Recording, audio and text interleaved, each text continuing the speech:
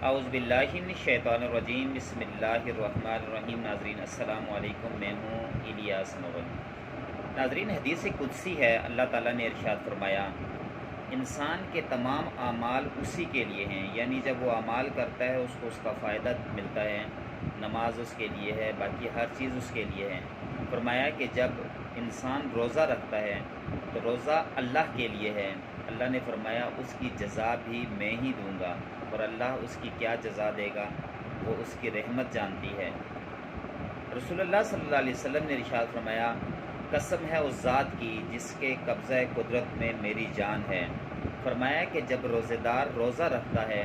تو اس کی جو منہ کی بو ہوتی ہے وہ اللہ کو کستوری سے بھی زیادہ پسند ہے، یعنی کستوری کی خوشبو سے بھی زیادہ اس کی خوشبو اللہ کو پسند ہے۔ صحیح بخاری میں ہے، رسول اللہ صلی اللہ علیہ وسلم نے ارشاد فرمایا جو شخص ایمان اور ثواب کی نیت سے رمضان کے روزے رکھے گا، اس کی راتوں میں قیام کرے گا، یعنی تراویح پڑھے گا، نفلی عبادت کرے گا، تہجد کی نماز ادا کرے گا، اور اس کی راتوں میں تلاوت قرآن مجید کرے گا، تو فرمایا کہ اللہ تعالیٰ اس کے تمام ان گناہوں کو معاف فرما دے گا جو اب تک وہ کر چکا ہے۔ پھر اسی طرح فرمایا کہ رسول اللہ صلی اللہ علیہ وسلم نے ارشاد فرمایا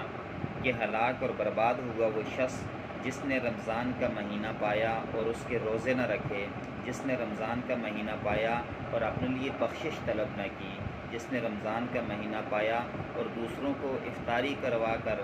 اور اس کی میں اپنے لیے ثواب نہ کمایا، جس نے رمضان کا مہینہ پایا صدقہ خیرات نہ کی، جس نے رمضان کا مہینہ پایا اور نیکیوں کے اس موسم بہار سے اپنے لیے کچھ حاصل نہ کیا، ایسے شخص کے لیے بدنصیبی کے سوا کچھ بھی نہیں۔ رسول اللہ صلی اللہ علیہ وسلم نے ایک اور مقام پر ارشاد فرمایا کہ جب رمضان کا مہینہ آتا ہے تو اللہ تعالیٰ اپنے آسمان کے تمام دروازوں کو کھول دیتا ہے، جہاں سے اس کی رحمتوں کی بارش ہونے لگتی ہے، جہاں سے اس کی نعمتیں انسانوں کے اندر بٹنا شروع ہو جاتی ہیں۔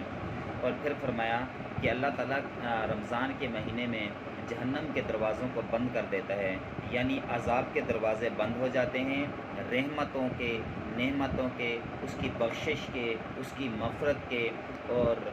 طلب کرنے والوں پر اس کی جو نعمتیں بڑھتی ہیں اس کے دروازے کھول دیے جاتے ہیں۔ کوئی رمضان کے مہینے میں بخشش طلب کرتا ہے، اللہ اس کو بخش دیتا ہے۔ جو رمضان کے مہینے میں اپنے لیے رزق مانگتا ہے، اللہ اس کو رزق عطا فرماتا ہے۔ جو اپنی ایمان کی سلامتی مانگتا ہے، اللہ اس کو ایمان کی سلامتی دیتا ہے۔ تو جو مانگتے ہیں اس رحمت کے مہینے میں تو اللہ کی رحمت کے دروازے کھلے ہوتے ہیں، رحمت بڑھتی رہتی ہے، نعمتیں بڑھ رہی ہوتی ہیں، رحمتوں کی بارش ہو رہی ہوتی ہے، تو جو اس سے فائدہ اٹھا سکے تو وہ اٹھا سکتا ہے۔ پھر فرمایا کہ جہاں جہنم کے دروازوں کو بند کر دیا جاتا ہے وہاں شیاطین کو بھی جکڑ دیا جاتا ہے، تاکہ یہ جو مہینہ ہے اس میں انسان کو یہ بہانہ نہ ہو کہ مجھے شیطان نے بہکا دیا، اور وہ شیطان کی فریبوں میں نہ آئے، بلکہ وہ رحمان کا بندہ بن کر اس کی رحمتوں سے، اس کی نعمتوں سے فائدہ اٹھائے، اور اس کی بارگاہ میں سجدہ ریز ہو کر اپنے لیے بخشش طلب کرے اور اس کی نعمتوں کا شکر ادا کرے جو اس نے انسان کو کان کی صورت میں، آنکھوں کی صورت میں، زبان کی صورت میں، اور ہاتھ پاؤں کی سلامتی کی صورت میں، اور خاص کر رسول اللہ صلی اللہ علیہ وسلم کا امتی ہونے کی صورت میں، پھر قرآن مجید جیسی مقدس کتاب دینے کی صورت میں، اور پھر اپنا نیک اور مسلمان بندہ بنانے کی صورت میں عطا کی۔ ان نعمتوں کا بھی شکر ادا کرنا چاہیے اور اپنے ارد گرد لوگوں کا بھی خیال رکھنا چاہیے۔ یاد رکھیں حقوق اللہ کے ساتھ حقوق العباد کی سب سے زیادہ پکڑ ہوگی۔ 10% حقوق کا تعلق اللہ کی ذات کے ساتھ ہے، 90% کا تعلق جو ہے وہ بندوں کی ذات کے ساتھ ہے۔ اللہ تعالیٰ اپنا حق معاف کر دے گا، مگر بندے کا حق معاف نہیں کرے گا جب تک بندہ خود اپنا حق معاف نہیں کرتا۔ اللہ تعالیٰ ہم سب کو رمضان مقدس کے مہینے میں زیادہ سے زیادہ نیکیاں کرنے کی توفیق عطا فرمائے اور ہمارے گناہوں کو بخش دے، اس امید کے ساتھ کہ اللہ تعالیٰ غفور الرحیم ہے،